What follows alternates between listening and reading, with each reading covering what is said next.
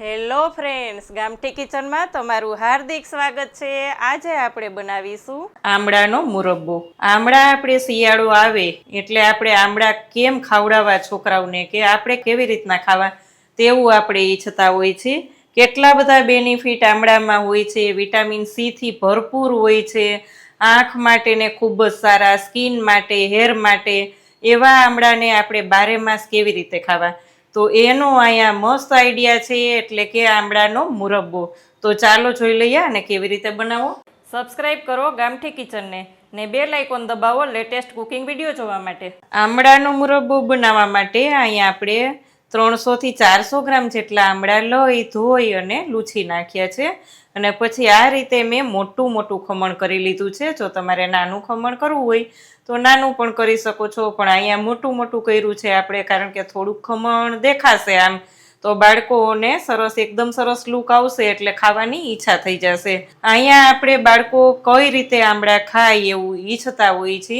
Vitamin C થી ભરપૂર આમળા હોય એટલે આપણે ગમે તેમ કરીને બાળકોને આમળા ખવડાવવાનું ઈચ્છતા હોય, એટલે અહીંયા આપણે એક નવી જ રેસીપી એટલે કે આમળાનો મુરબ્બો આખો વરસ આપણે સ્ટોર કરી શકીએ તેવો બનાવવાના છીએ। તો આપણે તેના માટે 1 ટેબલ સ્પૂન ઘી ગરમ થવા રાખીશું। એક જાડા તળિયાવાળું પેન લઈ અને ફૂલ ભરેલી 1 ટેબલ સ્પૂન આપણે દેશી ઘી લેવાનું છે, જેથી કરીને તેની સ્મેલ ખૂબ જ સરસ આવશે।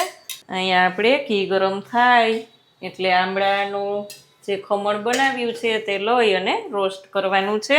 ઘી ગરમ થઈ ગયું છે, આપણે આમળાનું ખમણ લઈ લેશું।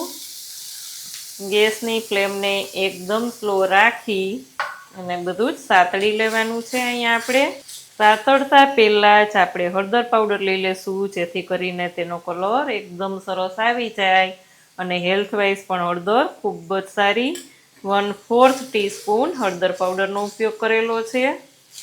બધું એકદમ સરસ રોસ્ટ થઈ જાય, હળદર બધી મિક્સ થઈ જાય એટલે અહીંયા આપણે લેવાનો છે ગોળ। ગોળ અહીંયા મેં 150 ગ્રામ લીધો છે, કારણ કે આપણે થોડીક ખાંડ લેવાના છીએ, 50 ગ્રામ જેટલી સાથે ખાંડ પણ લેવાના છીએ। તમે ઈચ્છો તો ખાલી ખાંડમાં પણ બનાવી શકો છો અને ખાલી ગોળનો પણ ઉપયોગ કરી શકો છો।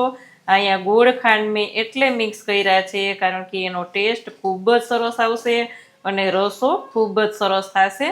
અહીંયા બધો જ ગોળ મિક્સ થઈ જાય ત્યાં સુધી આપણે ગેસની ફ્લેમને સ્લો જ રાખી અને સતત ચલાવતું રહેવાનું છે।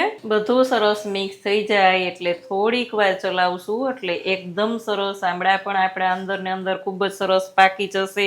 2 તજના ટુકડા લઈ લેશું, 3 થી 4 લવિંગ લઈ લેશું, જેથી કરીને તેની ફ્લેવર ખૂબ જ સરસ આવશે। ફ્લેમને બંધ કરીશું અને ઠંડો થાય એટલે સર્વ કરીશું, અને 1 વર્ષ માટે સ્ટોર કરી શકો છો। કાચની જારમાં ભરી દેવાનું અને ફ્રીજમાં 1 વર્ષ માટે રાખી દો તો કાંઈ પણ થતું નથી, અને ખૂબ જ ટેસ્ટી એવો આમળાનો મુરબ્બો લાગે છે। અહીંયા આપણે થોડોક ઠંડો થવા દઈએ। તો ફ્રેન્ડ્સ, રેડી છે આપણો આમળાનો મુરબ્બો। આખું વરસ સ્ટોર કરી શકો છો તમે આને, અને એકદમ સરસ રસાવાળો થયો છે। ફ્લેવર પણ એટલી મસ્ત આવે છે કે બાળકોને જોઈને જ ખાવાની ઈચ્છા થઈ જાય તેવો મસ્ત છે। તમે આ રીતે મુરબ્બો ક્યારેય બનાવ્યો છે કે નહીં તે કોમેન્ટ કરીને મને ચોક્કસ કહેજો। કેવી લાગી આજની રેસીપી? જો સારી લાગે તો વિડીયોને લાઇક ને શેર કરજો। ચેનલમાં નવા હોય તો સબસ્ક્રાઇબ કરીને બેલ આઇકોન પ્રેસ કરજો। આવજો ફ્રેન્ડ્સ।